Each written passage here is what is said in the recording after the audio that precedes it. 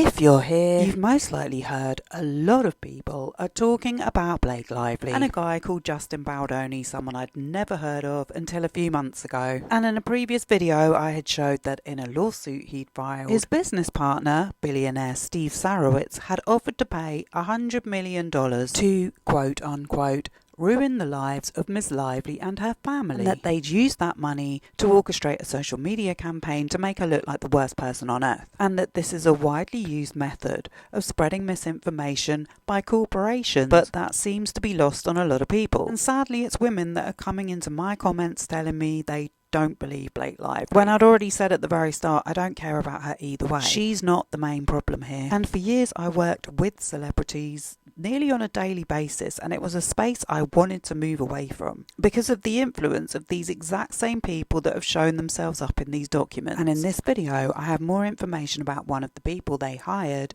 Jed Wallace. Even though he's tried to hide his public profile, some things on the internet do not get deleted. And he's already been implicated in a lawsuit by another celebrity, a guy called Bam Margera, who questioned in legal documents whether he lied about his qualifications and university education.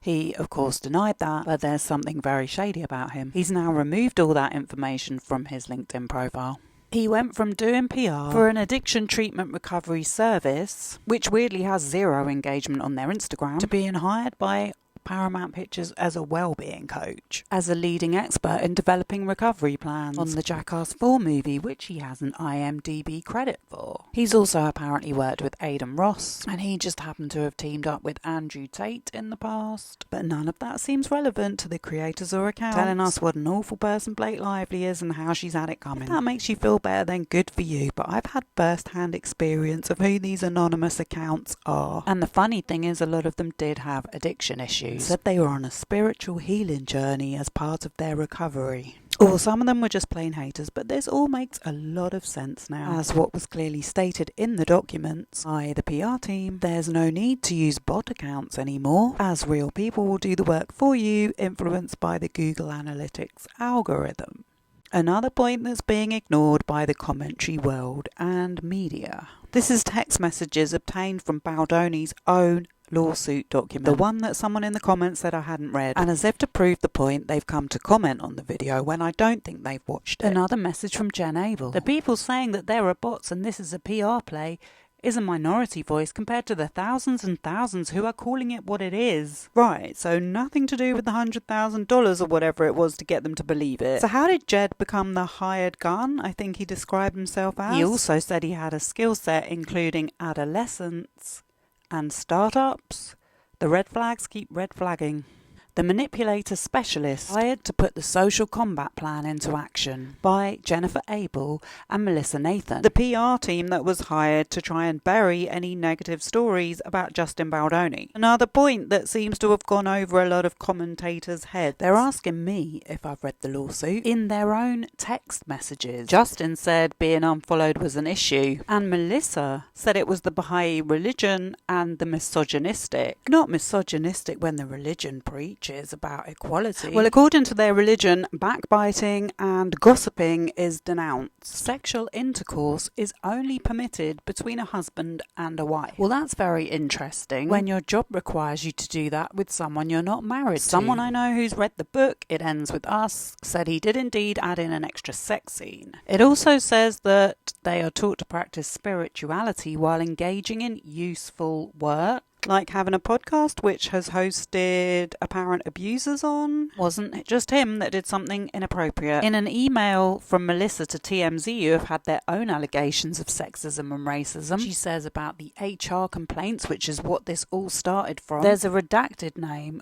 and an incident involving Jamie Heath. He's another producer and friend of Justin who follows the same religion, which happened at an apartment in New York. So it looks like there's another complainant. It's not just Blake Lively. And whoever redacted is, it's easy to see why they would drop the complaint if they saw half of what was going on social media. The comments, the DMs, the fake accounts. I don't think it's any coincidence that when Bam Margera threatened to sue Paramount Pictures and Jed Wallace was involved, there was a lot lot of anonymous accounts on Reddit and Twitter. So when Jed says we are crushing it on Reddit, I'm really wondering if he was involved in trying to confuse the narrative. Because at the time there was a whole forum on there called Let's Talk Bam. People are posting pictures and theories on him all day, every day, and it's a bit obsessional. And people get so invested in it when they don't even know him, which is great for him because he can always make money out of his fan base. So it's really easy to start these rumours, especially when people are trying to hide their addictions or anything else. And the crazy thing is the people that do know the celebrities, they don't even like them. So imagine trying to promote something you don't even like for your job only because you get paid a lot for it. It doesn't really matter what is said about them as long as it gets them publicity. Who do you think plants these stories and leaks these photos? Well, it's all in the text messages shown in the documents and the lawsuit, which now they're suing. There's even more of an incentive for these stories to keep going. That's why this story is still trending. That's why I'm still only getting anti-Blake comments. If you could maybe comment on something I had actually said in the video, which yes, I have researched. I'm not someone that just comes onto camera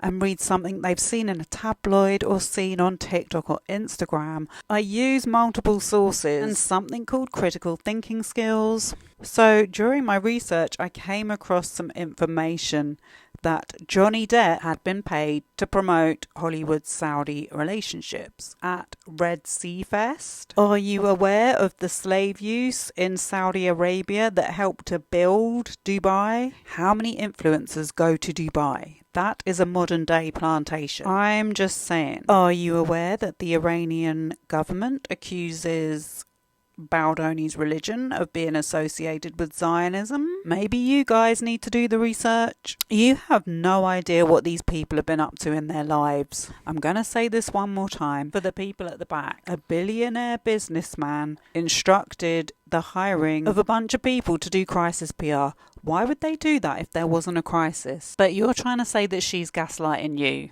You're coming into my comments, but she's still trying and continuing to try to ruin your career, reputation and well-being. In your own lawsuit, you post the evidence that this is what we would need, saying to focus on Reddit, TikTok, IG, and for the team to actively engage in their retaliatory social manipulation campaign. Am I being dumb here? I find it incredibly hard to believe that 3 men were coerced into anything by Blake Lively. But even if they were, they're using a defamation suit at the New York Times as an opportunity to say that. It does look a little bit like you're playing the victim. And another thing I found in my research is Megyn Kelly, who's not that well known in the UK, but in the US, she shares the same lawyer as JustinBaldoni. Would you believe she's had him on her show? And he won her a lot of money. Could that be seen as a little bit biased? If you've watched to the end of the video, please let me know in the comments. Tell me one person who hasn't noticed how crazy the world is right now. And tell me this huge investment in manipulating information has nothing to do with it.